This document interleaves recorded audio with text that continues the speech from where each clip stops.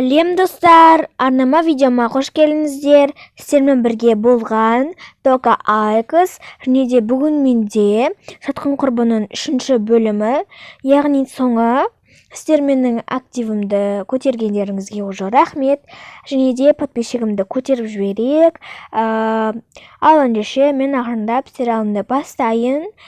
Комментария жазып, жылы сөздеріңізді қалдырып кетсеңіздер, мен сіздердің комментарияларыңызға лайк басатын боламын. Ал ендеше сериалымызды бастайық. Кеттік. Мыналарды шашса да, бұларды реттей салуға болады ғой. Мен, как всегда, сол құрбыммен ренжісіп жүре беремін. Реттей салам ғой өзім. Бір көңіл күйімді түсіріп жіберді ғой мама. Бұлардың бәрін реттей салуға болады ғой. Мама, как всегда, маған ұрсады. Үйден кетіп қалғаным артық одан қарағанда. Мен не жазғым кетті. Мен істедім. Оның сіңілі әлі кішкентай ғой, дым білмейді. Шашын ештеме етпейді. Реттей салам ғой өзім. Неге мама осы как всегда маған ұрсады? Түсінбеймін. Міне реттеп қойдым ғой, тап-таза болып шықты. Осы үйден кеткім кеп жүр бар ғой. Жалығып кеттім уже. Барлығына да ел болып кетті уже. Бір жаққа барып, шығып қыдырып келмесем болмайды. Әйтпесе бір жақтан тамақтанып, нетпесем қарным ашып кетті. Так, қандай киім кисем болады? Бұл киімді мен көп кимедім, так что осыны кие салайын. Жақсы болады. Ондеше кеттім. Сәлеметсіз бе? Бұл жақта бізде хус, яғни үйге товарлар аласыз, яғни ол жаққа ақшаңызды төлейсіз. Міне осындай заттар бар, жастықтар бар. Товар жеткізіп береміз, барлығы тегін товар жеткізу. Жақсы. Мына жастықтар қаншадан тұрады сонда? Бұл жастықтар бізде кішкене қымбаттау. Мына жастықтар, мына қатардағы жастықтар, бұлар 5.000, мынаяқ 10.000, мынаяқ 7.000, мынаяқ 8.000, мынаяқ 5.000. Енді бұлар енді алыс жақтан келгеннен кейін бағасы кішкене андай қымбаттау болады, ренжімейсіз деген ойдамын. Бізде енді сондай, мына гүлдердің өзі қымбат тұрады. Бұларды сындырмай әдемілеп ұстау керек. Бізде барлығы бар, Каспирет, мынау депозит десеңіз де бола береді мысалы. Мен сол мынандай нелер жәшіктерді алуға келгем ғой. Бұл жәшіктердің бағасын Нури айтсын. Бұл жәшіктердің бағасы 20.000-нан болады. Барлығы вообще 20.000, негізі қалғандары 10.000-нан. Енді сондай мен санау білмеймін. Енді аласың ба енді? Жарайды. Менде Каспида аз еді.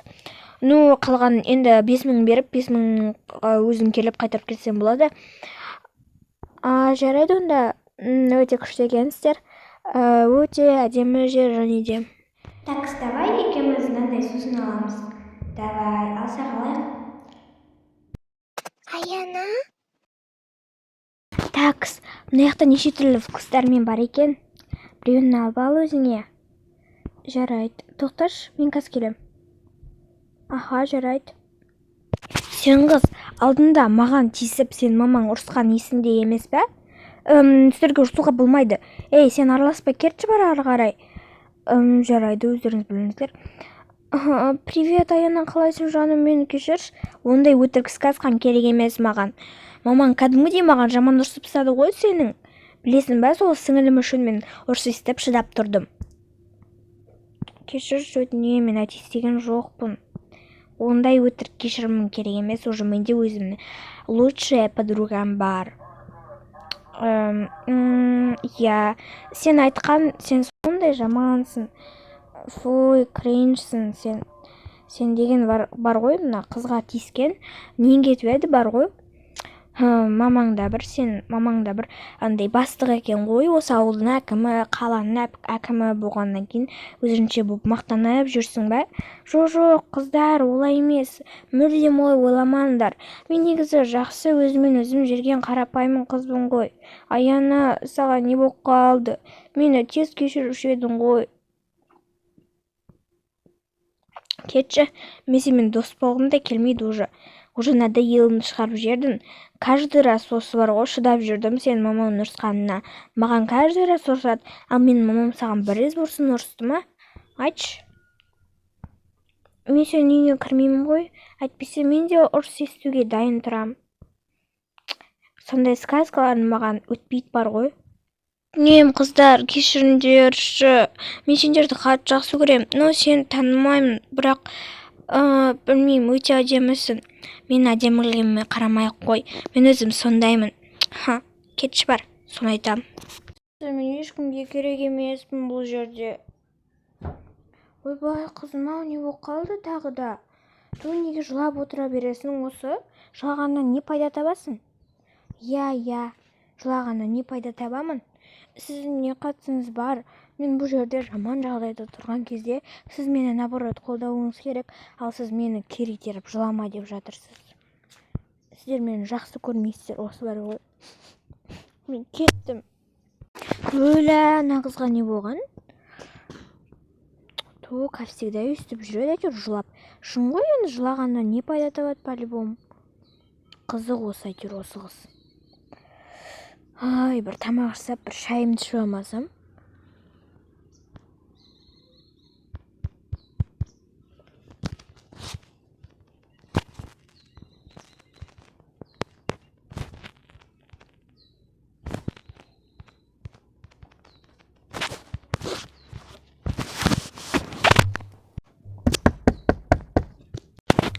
Бара жатырмын қазір.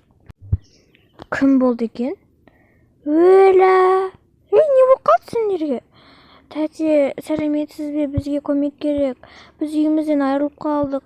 Бізге көмектесіңіздерші, өтінем.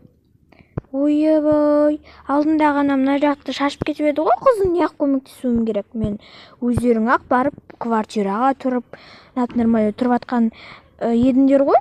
Бізде нелерің кетті? Оның үстінде қызым өзі так ауырып жүрген кезде бізде нелерің кетіп еді? Ойбай. Тәте, кешірім сұраймын сіңілім үшін. Өтінемін, біз үйімізден айырылып қалдық. Квартирамыз тартып алды, бабамызды алып кетті. Мамам қатты уайымдап жүр соған. Бізге полиция шақыртып және де квартира алып беріңізші, өтінемін, сізден жалын сұраймын. Мен сіздерге жақсы қарайтын боламын. Және де екінші рет қайталанбайды ол істің бәрі. Жарайды енді, жаным ашып кетті ғой сендерге. Қазір полицияға звондаймын, мекен жай барлығын айтам, и потом нетеді, тергейді сендерді. Барасыңдар полицияның бөлмешесіне. Я, біз кәдімгідей уайымдап жүрміз, іздеп жүрміз, қаншама күн болды уже далада жүрміз. Бәсе, үстілерің кір-кір. Андағы киімдердің бәрін кір-машинаға салу керек. Тәте, өтінем, бізге көмектесіңізші, біздің ешқандай жаман ниетіміз жоқ. Түсіндім, жарайды. Яна, үйінен айырылып қалғаннан кейін күрт өзгеріп, мүлде басқа мінезді қыз болып кетеді.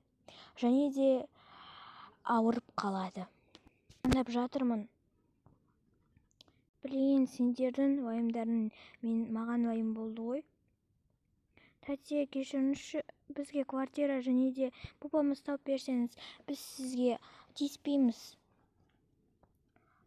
Я, іздеп көремін. Менің класстасым бір квартирасы болған, содан сұрап көрем. Рахмет сізге, тәте, мен қатты ризамын. Мен қазіргі таңда шаштараз болып жұмыс істеймін. Зарплатамды және бермей қойды, мен жұмыстан шығарып жіберді. Менімен бірге жұмыс істей бересің, қойшы, болды. Қазір мен звондап әлек болып жатсаңдар, сендер аяқтап мешать етіп жатсыңдар маған. Жарайды, тәте. Алло, бұл полицейский. Сәлеметсіз бе, бұл жақта бір ананың, яғни бабасы жоғалып кетті, білмейміз. Енді тергеудеміз. Жарайды. Ол кісілердің аты кім? Мамасының аты Айгүл, қыздары бар, енді 2 қызы бар. 3-ші баласы, яғни 3 айлық баласы жоғалып кеткен. Жарайды, тергеуге саламыз, бірақ біздің бөлімшеге келсін. Бөлімшеге келмейінше біз қалай тергейміз олардың бәрін? Оларды дегендей, ол папаны. Жарайды, қазір барамыз. Где-то бір 15-10 минутта боламыз. Жақсы күтеміз. Сосын где-то бір күндей, бір күн іздеп, бір күн ішінде тауып алатын боламыз. Ақырындап. Жарайды, сіздерге көп рахмет. Давайте. Бөлімшеге кеттік, мен машинам бар, сонымен барайық.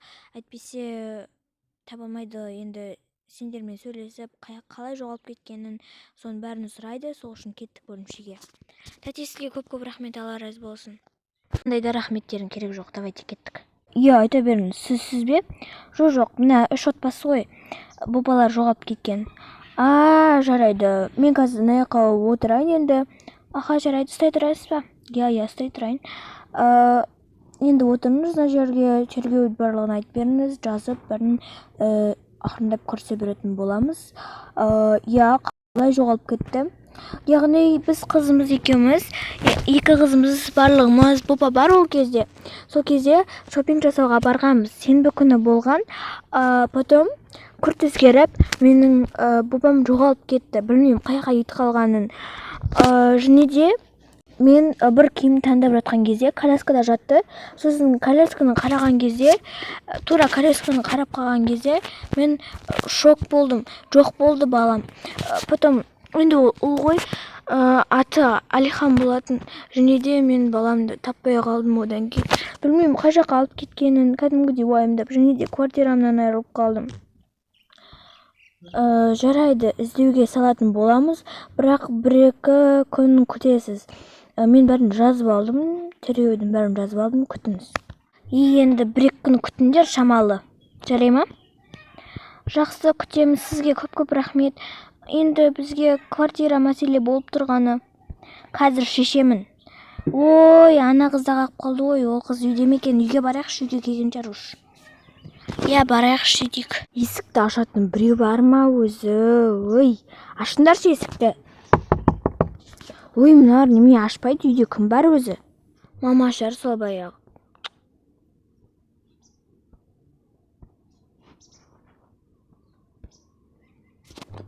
Қызым, мен сен баяғыдан бері күтіп тұрым бар ғой. Сәлем.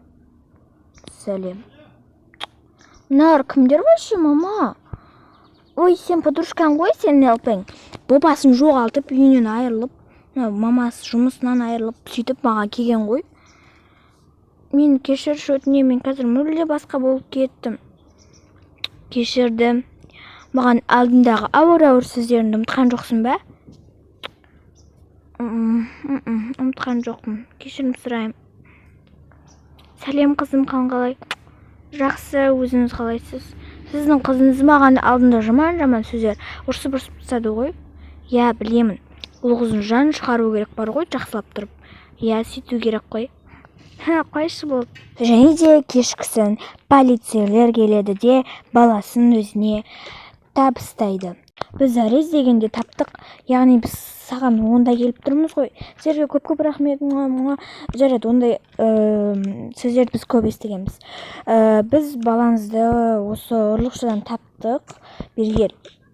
Міне осы ұрлықшыдан таптық, және де бүгін қамайтын боламыз.